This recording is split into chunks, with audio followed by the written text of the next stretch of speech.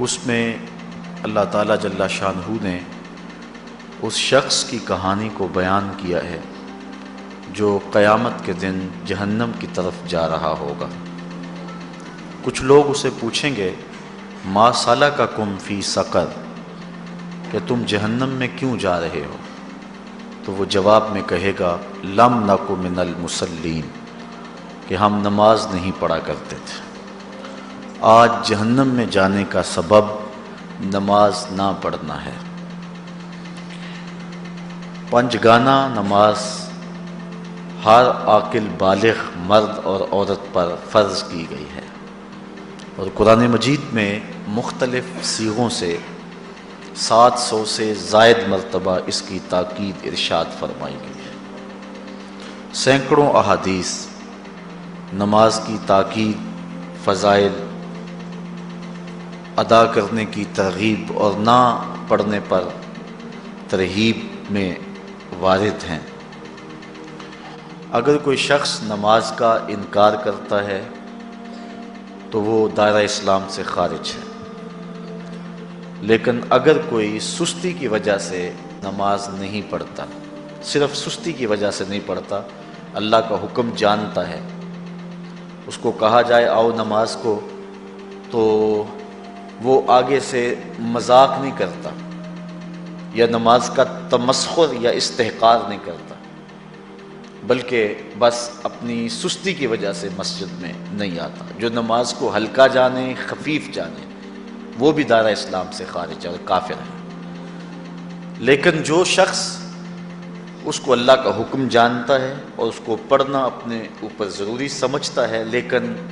سستی کی وجہ سے پڑھ نہیں سکتا، تو اس کے بارے میں علماء کی آراء مختلف ہیں۔ حضرت امام اسحاق اور حضرت امام احمد رضی اللہ تعالی عنہما آپ تو فرماتے ہیں کہ ایسا شخص کافر ہے اور اس کو قتل کرنا واجب ہے۔ حضرت امام مالک کا قول ہے کہ، اور امام شافعی کا بھی یہی قول ہے، وہ بھی کہتے ہیں کہ اس کو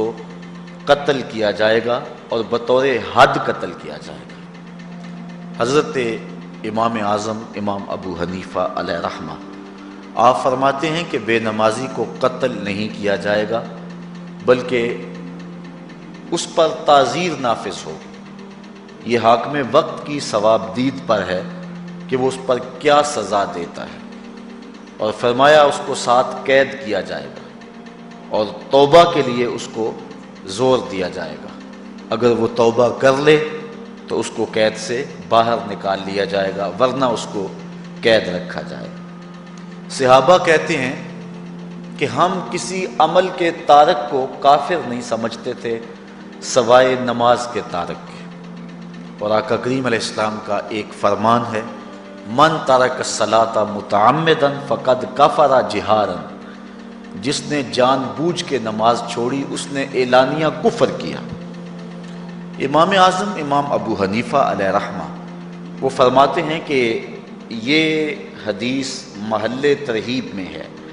گویا اس نے کافروں والا کام کیا، اس لیے آپ یہ فتویٰ دیتے ہیں کہ اس کو قید کیا جائے گا اور نماز کی پابندی کا زور دیا جائے گا، اور وہ توبہ کرے تو اس کو چھوڑ دیا جائے گا۔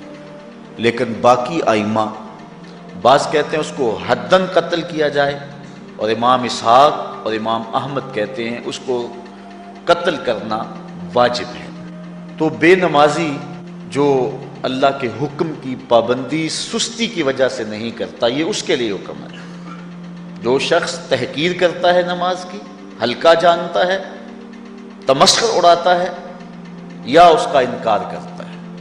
تو اس کے بارے میں علماء کے اندر کوئی اختلاف نہیں ہے، وہ ائمہ اربعہ کے نزدیک کافر ہے، دائرہ اسلام سے خارج ہے، مرتد ہے۔ لیکن سستی کی وجہ سے نماز نہ پڑھنے والا، اس کے بارے میں علماء کا یہ موقف ہے۔ حضرت غوث اعظم الشیخ سید عبد القادر جیلانی علیہ رحمہ آپ فرماتے ہیں کہ بے نمازی کو مسلمانوں کے قبرستان میں دفن نہ کرو۔ حضرت سلطان باہو علیہ رحمہ آپ کا قول ہے کہ بے نمازی سے خنزیر بھی پناہ مانگتا ہے۔ حضرت شیخ سعدی شیرازی فرماتے ہیں بے نمازی کو قرض نہ دو، جو اللہ کا قرضہ ادا نہیں کرتا تمہارا قرض کیسے لٹائے گا۔ اب آئیے ہم حضور علیہ السلام کے فرامین دیکھتے ہیں اس حوالے سے۔ حضرت جابر بن عبداللہ انصاری رضی اللہ تعالی عنہ سے مروی ایک روایت جس کو امام ابو داؤد نے روایت کیا،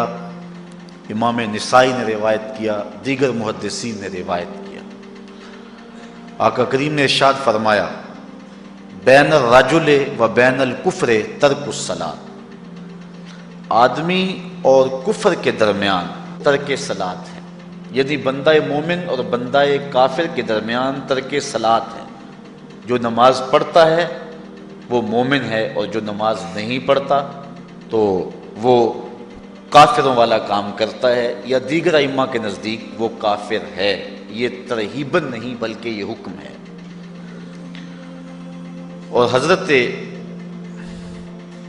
نبی رحمت صلی اللہ علیہ وسلم کا ایک دوسرا فرمان ان الفاظ کے ساتھ ہے بین الرجل و بین الشرک والکفر ترک الصلاۃ،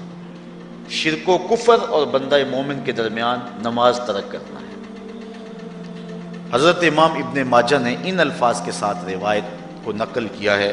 بین الکفر والایمان ترک الصلاۃ، ایمان اور کفر کے درمیان نماز کا ترک کرنا ہے۔ اور آقا کریم علیہ السلام کا وہ فرمان جو حضرت انس سے مروی ہے، جس کو طبرانی نے اپنی موجم میں لکھا، بھی آپ کے سامنے میں نے رکھا، کہ حضور نے فرمایا من ترک الصلاۃ متعمدا فقد کفر جہارا، جس نے جان بوجھ کے نماز چھوڑی اس نے اعلانیہ کفر کیا۔ حضرت ابو ہریرہ رضی اللہ تعالی عنہ سے ایک روایت ہے کہ وہ فرماتے ہیں لا سہم فی الاسلام لمن لا صلاۃ ولا صلاۃ لمن لا وضوء لہ، کہ اس شخص کا اسلام میں کوئی حصہ نہیں ہے جو نماز نہیں پڑھتا، اور اس شخص کا نماز میں کوئی حصہ نہیں ہے جو وضو نہیں کرتا۔ وضو کے بغیر نماز نہیں ہوتی، اور نماز کے بغیر اسلام نہیں ہوتا۔ اور اسی روایت کو بالفاظ دیگر حضرت عبداللہ ابن عمر رضی اللہ تعالی عنہ نے حضور سے یوں روایت کیا ہے، طبرانی نے اپنی موجم میں اس کو لکھا لا ایمان لمن لا امانتہ ولا صلاۃ لمن لا طہور لہ ولا دین لمن لا صلاۃ لہ۔ حضور فرمایا کہ اس شخص کا ایمان نہیں جس میں امانت نہیں، اور اس شخص کی نماز نہیں جس کو پاکیزگی حاصل نہیں، اور اس شخص کا دین نہیں جس کو نماز نصیب نہیں۔ حضرت امام ابن ماجہ نے اس روایت کو اپنے الفاظ کے ساتھ روایت کیا ہے۔ حضرت بریدہ رضی اللہ تعالیٰ عنہ اپنے باپ سے روایت کرتے ہیں اور وہ حضور سے روایت کرتے ہیں۔ حضور علیہ السلام نے ارشاد فرمایا ان العہد الذی بیننا و بینہم الصلاۃ فمن ترکھا فقد کفر، کہ ہمارے اور ان لوگوں کے درمیان جو معاہدہ ہے وہ نماز کا ہے، جس نے نماز کو چھوڑ دیا اس نے کفر کیا، یعنی ہمارا اور ان کا پھر اب معاہدہ باقی نہیں رہے گا۔ حضرت امام بخاری نے روایت نقل کی ہے، حضور نے ارشاد فرمایا من ترک الصلاۃ العصر فقد حبط اعمالہ، جس نے عصر کی نماز چھوڑی اللہ اس کے سارے عمل برباد کر دیتا۔ حضرت ابو ہریرہ رضی اللہ تعالی عنہ سے روایت ہے جس کو امام ابن ماجہ نے اور امام نسائی نے روایت کیا ہے، وہ حضور سے روایت کرتے ہیں، بڑی مشہور روایت ہے۔ حضور نے ارشاد فرمایا ان اول ما یحاسب بہ العبد بصلاتہ فان صلحت فقد افلح وانجح وان فسدت فقد خاب وخسر۔ فرمایا قیامت کے دن بندے سے سب سے پہلا حساب نماز کا لیا جائے گا، اگر اس کی نماز ٹھیک ہو گئی تو وہ فلاح پا گیا، اگر پہلا تول ٹھیک آ گیا تو وہ کامیاب ہے، وانجح اور نجات پا گیا، وان فسدت فقد خاب وخسر، اور اگر پہلا تول ہی ٹھیک نہ ہوا تو پھر وہ ذلیل و رسوا ہو گیا۔ حضرت عبادہ بن صامت رضی اللہ تعالیٰ عنہ سے ایک طویل روایت ہے، وہ کہتے ہیں کہ حضور علیہ السلام نے مجھے 7 چیزوں کا حکم دیا، مجھے وصیت کی کہ ان 7 کاموں کو کرنا ہے۔ ان کے اندر جو دوسری چیز تھی وہ حضور نے یہ ارشاد فرمائی وَلَا تَتْرُكُوا الصَّلَاةَ مُتَعَمِّدِينَ فَمَنْ تَرَكَهَا مُتَعَمِّدًا فَقَدْ خَرَجَ مِنَ الْمِلَّةِ کہ جان بوجھ کے کبھی نماز نہ چھوڑنا، جس نے نماز چھوڑی وہ ملت اسلامیہ سے نکل گیا۔ اور حضرت معاذ بن جبل رضی اللہ تعالی عنہ سے بھی ایک طویل روایت ہے کہ حضور نبی رحمت صلی اللہ علیہ وسلم نے ان کو 10 وصیتیں کی تھی حصول برکت کے لیے۔ یہ ساری حدیث میں آپ کے سامنے رکھ دیتا ہوں۔ کہتے ہیں اوصانی رسول اللہ صلی اللہ علیہ وسلم بعشر کلمات، حضور نے مجھے 10 باتیں ارشاد فرمائیں، حکمت سے بھری اور رحمتوں سے بھری ہوئی ایک ایک بات ہے، ان کے بول بہاروں جیسے اور اصحاب ستاروں جیسے۔ تو اتنا خوبصورت کلام، لہو خورشید کا ٹپکی اگر ذرے کا جگر چیر۔ حضور نے 10 باتیں حضرت معاذ بن جبل رضی اللہ تعالی عنہ کو بطور وصیت ارشاد کی۔ کہتے ہیں کالا، حضور نے مجھے کہا، ارشاد کیا، لا تشرک باللہ شیئا وان قتلت وحرقت،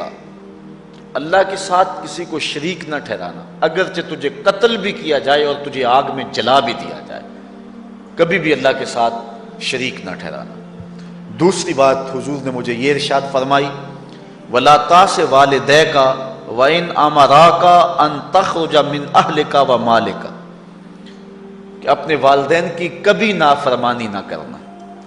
اگرچہ تجھے حکم دیں کہ اپنے مال کو اور اپنے بچوں کو لے کے گھر سے نکل جا، تو کہا یہ کر لینا، نکل جانا، لیکن والدین کی نافرمانی نہ کرنا۔ تیسری بات حضور نے ارشاد فرمائی وَلَا تَتْرُكَنَّ صَلَاةً مَكْتُوبًا مُتَعَمِّدًا فَإِنَّ مَنْ تَرَكَ صَلَاةً مَكْتُوبَةً مُتَعَمِّدًا فَقَدْ بَرِئَتْ مِنْهُ ذِمَّةُ اللَّهِ۔ فرمایا اے معاذ بن جبل، فرض نماز جان بوجھ کر کبھی بھی نہ چھوڑنا، زندگی میں کبھی نہ ہو کہ تجھ سے فرض نماز چھوٹے، اس لیے کہ جس نے فرض نماز جان بوجھ کے چھوڑ دی، اللہ اور اس کے رسول نے اس سے اپنا ذمہ اٹھا لیا، اب وہ جدھر مرضی جائے، اللہ نے جو ذمہ لیا ہوا ہے مومن کا، اللہ اٹھا لیتا ہے۔ چوتھی چیز حضور نے جو ارشاد فرمائی وَلَا تَشْرِبَنَّ خَمْرًا فَإِنَّهُ رَأْسُ كُلِّ فَاحِشَةٍ، اے معاذ بن جبل، زندگی میں کبھی بھی شراب نہ پینا، ہر بے حیائی کی جڑ ہے اور بنیاد ہے شراب۔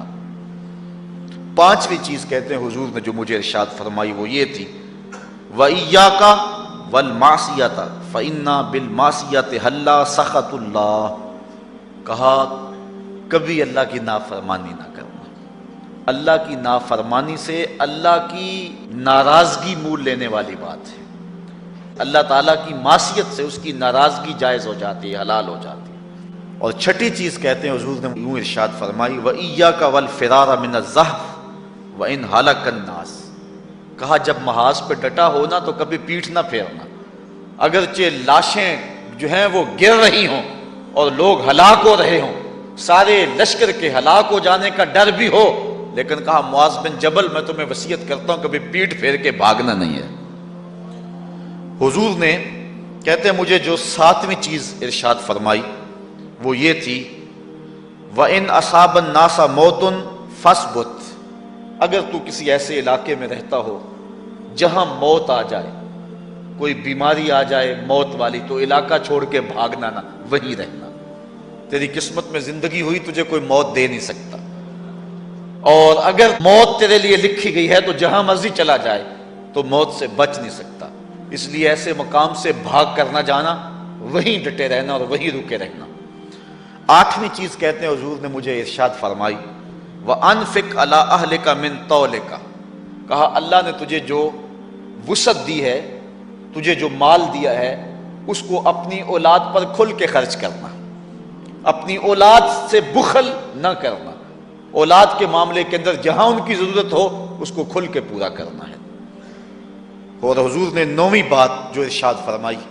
وہ یہ تھی وَلَا تَرْفَعْ عَنْهُمْ عَصَاكَ أَدَبًا،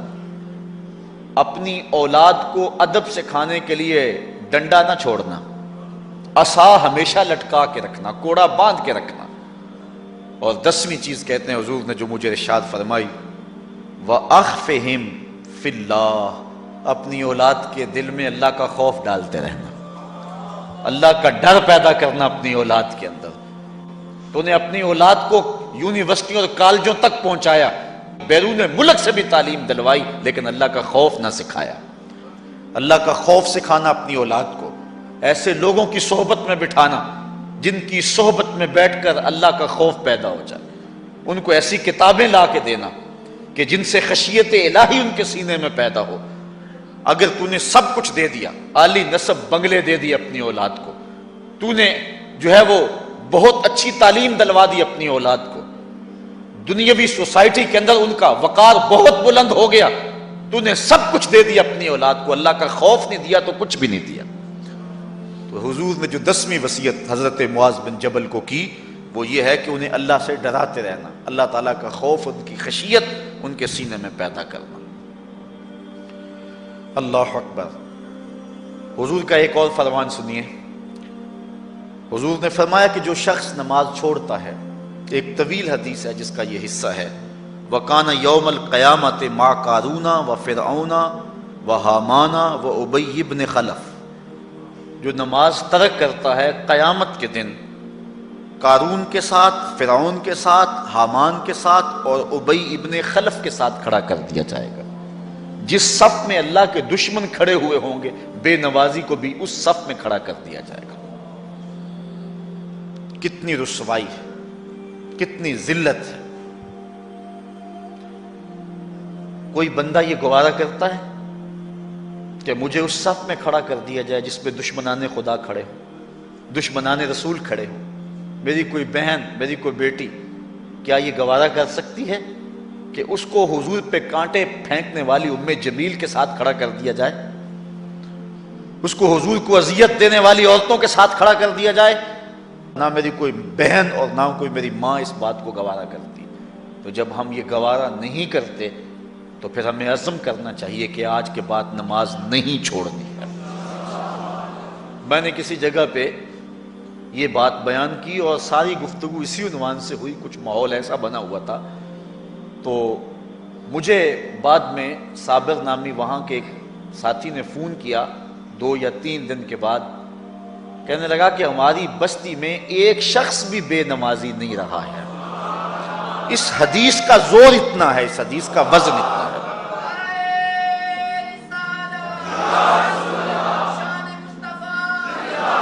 تو کوئی شخص یہ گوارا کرتا ہے کہ مجھے دشمنان خدا کی صف میں کھڑا کر دیا جائے، جن دشمنوں کے چہروں پہ تالکول ملی ہوئی ہوگی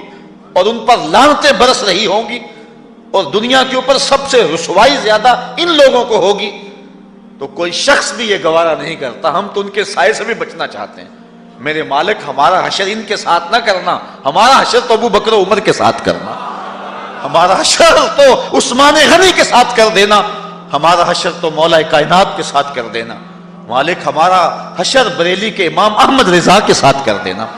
ہمارا حشر امام غزالی کے ساتھ کر دینا، بلال حبشی کے ساتھ کر دینا۔ ہماری آرزویں تو یہ ہیں، ہماری تمنائیں تو یہ ہیں۔ ہم تو کہتے ہیں مولا کل قیامت کے دن اٹھیں تو داتا کے قدموں میں اٹھیں، خواجہ اجمیری کی چوکھٹ سے اٹھیں، ہم اٹھے تو شاہ نقشبند بخاری کا جلوس آگے ہو، ہم اس جلوس کے ساتھ شامل ہوں، خواجہ معین الدین چشتی کی غلامی میں اٹھے، ہم حضرت غوث اعظم کی نوکری میں اٹھیں، حضرت شیخ شہاب الدین کی نوکری میں اٹھیں۔ تو ہماری آرزویں تو یہ ہیں، ہماری تمنائیں تو یہ ہیں،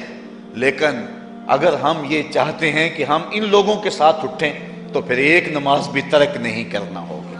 اور اگر نماز ترک ہو گئی تو کتنی بڑی سزا ہے، کتنی بڑی رسوائی ہے، کتنی بڑی ذلت ہے، اور یہ آپ کے رسول کا فرمان ہے۔ اللہ اکبر، کہ قیامت کے دن وہ شخص جو نماز نہیں پڑھتا، قیامت کے دن اس کو دشمنان خدا کی صف میں کھڑا کر دیا جائے گا۔ یہ ہو نہیں سکتا کہ ہم نے یہ حدیث سن لی اور اب نماز قصداً چھوڑیں۔ آج عزم کر کے اٹھیں، اور اولاد نہیں آئی، بیٹیاں نہیں آئیں، گھر والے نہیں آئے، لیکن جا کے اس بات کو گھر میں نافذ کرنا ہے، اس کو حکماً نافذ کرنا ہے گھر کے اندر۔ ہمارا گھر ہو رسول اللہ کی امتی کا، اور گھر میں کوئی بے نماز